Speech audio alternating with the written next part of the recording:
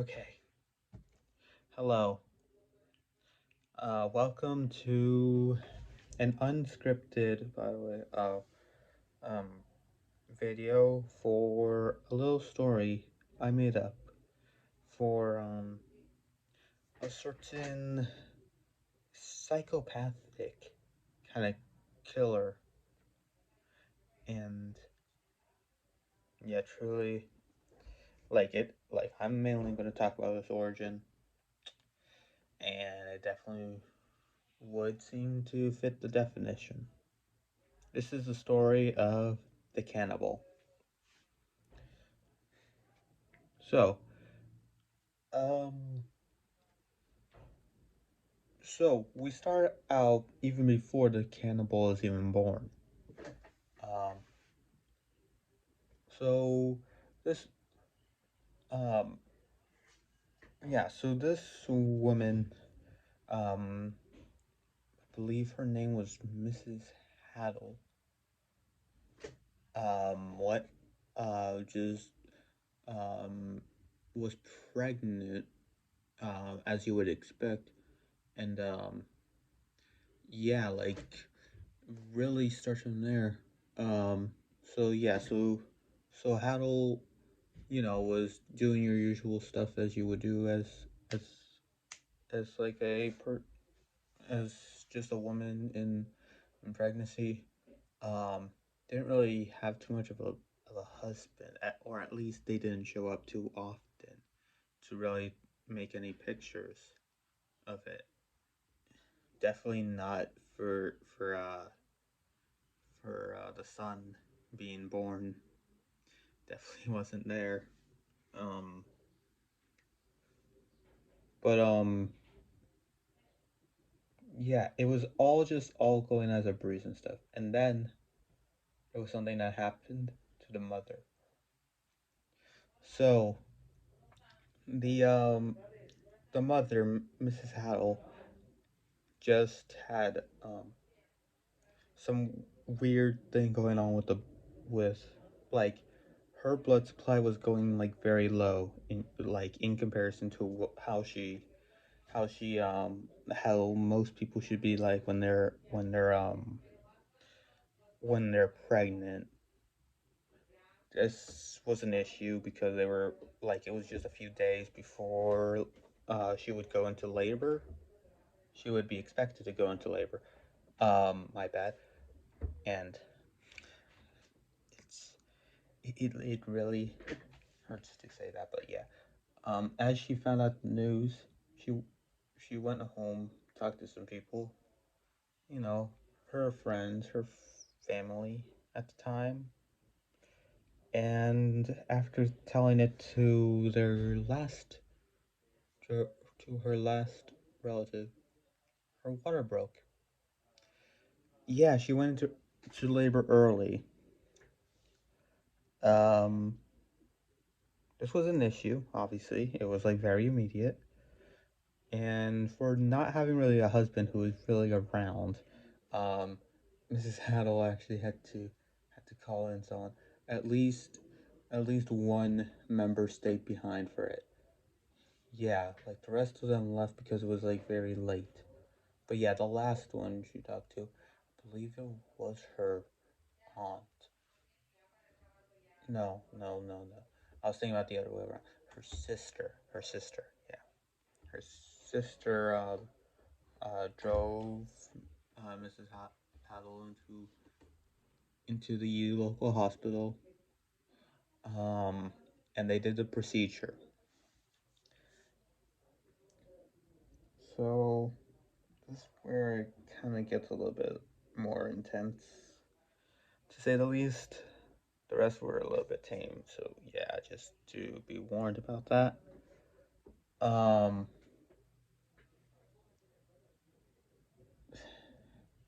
so everything was going super bad. Uh, with the low blood supply, she was in critical condition. They were trying to operate, like trying to get the the infant out of the stomach, like directly. So I had to like do surgery. on the mother um, didn't work. She lost a lot of blood in the process, and the mother died, and presumably the newborn. I say presumably for a reason, because yeah. So yeah, we'll get into that a little bit, but yeah. So they did a send off. They took her in. They had a funeral. It was beautiful. It was beautiful. Like everyone was dressed up. Everyone was super depressed and stuff. And yeah, they didn't really expect it. Because they really prepared. Like I didn't go into much detail, but she was really ready. She knew about like what her child would be. It would be a boy. She had like a whole nursery set up. She had like everything really for except for like the husband to be around. But yeah, and then of course after the funeral, taking her into the grave along with the infant. But like I said, they only presumed that the infant was dead because of the mother being dead. This was very mistaken. Now, I would it would be very unrealistic for an infant child to do these actions as being just born a few days ago or something, but in a month this happened. Grave robberies were on the rise in this, like, in the town there was just several grave robberies and stuff. Like countless of them have been like countless graves have been like tampered with so many times, and like yeah, it really made some air pockets. It made air pockets for the for let's say a little child to survive. So he was actually going off of the little crevices there of like the tampered dirt. Um and yeah. So while while he was able to actually live in the ground for for like over a month now, let's say, because now it's been a few days. Um he he was being nourished by his mother. And yeah, yeah, and and I did tell you that you're going to question that. Oh yeah, yeah, isn't the mother dead? Isn't that why they're in the ground? Well, he grew the he grew um the infant Haddle actually grew his teeth early. He became the cannibal. Being born was just being fed by the corpse of what would have been his mother in the grave, with grave robberies being nourished in oxygen by grave robberies. And eventually, after like 3 days of being able to have the strength to, was able to crawl out of the stomach. No, not out. Like ate enough of the stomach to get out and dig out of the ground. Like they didn't have a coffin, by the way, so it was all just dirt. And well, they like right next to him was the gravestones for this very person. Like those two, being dead. The cannibal rose. The cannibal has awoken. And well, he like, you know how I said about like grave robberies happening? Well, there happened to be a grave robbery. There happened to be a grave robber right next to where the child's grave was. I bet you know what happens with the teeth and still having a little bit. He actually took her his mother's arm with him out, but left it away. So this infant just devoured this grave robber, not necessarily killing him on the spot. This this child was still a little bit full from the mother, and well, just mutilated the like the two limbs on his right side. His right's like all the way down to bone.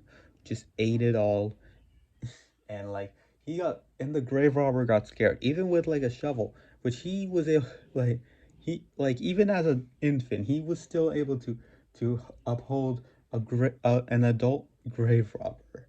And yeah, it's just so it will be it's just like blood was dripping everywhere. At least they were in the graveyard. At least they were in the graveyard. Um, because yeah, that would be extra graves. And well, the child kind of went to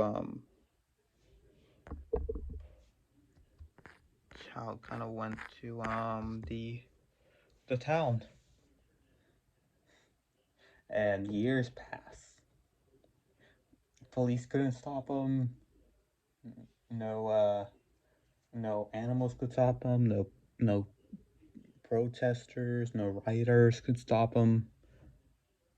And they eventually stopped themselves when he was a toddler, when he was like about 5, 4, 3 years old, because they knew that everyone was going to be devoured if they tried to revolt against him. He owned the town now, the little child. And now, to this day, he is now considered psychopathic. And well, he can't really be stopped. He's still out there, somewhere, ready to devour more, just like with the mother, whose arm is still with him, actually. He's still holding on to it, even when it's all decayed and stuff. Even when it's all the way down to bone. He's still keeping it with him. He has sharp teeth now. He has now hair, um, filled with blood. He after eating like so many townspeople, he managed to get like some clothing on. Basic clothing. They were all like ripped apart because they were running away. Um, yeah, he's kind of he's not too smart, but he's learned by hunting at the school grounds to know about everything. It's not even the end of him. He's part of the like all together interwoven. He's part of the deadly squad, and he was able to find an intelligent demon being who showed him light. Showed him light for and yeah, that's the story of the cannibal. I hope you liked it. I this was an old character. I know the story so much. In fact, actually, when when I actually went into this, um, now that I developed it, you could I'm gonna tell you this little thing. That is a darker ending to my own birth. There were similar things, mainly with like what I've told you about the mother and stuff, but definitely, I'm definitely not the cannibal. I'm just saying that there were some similarities, and yeah. So yeah, thank you all for watching this. I know it's very dark, and I know I did this late, but who cares? I got it done. I wanted it to be like this, and also happy October, Spooktober. See you next time, in whatever video will be. Goodbye.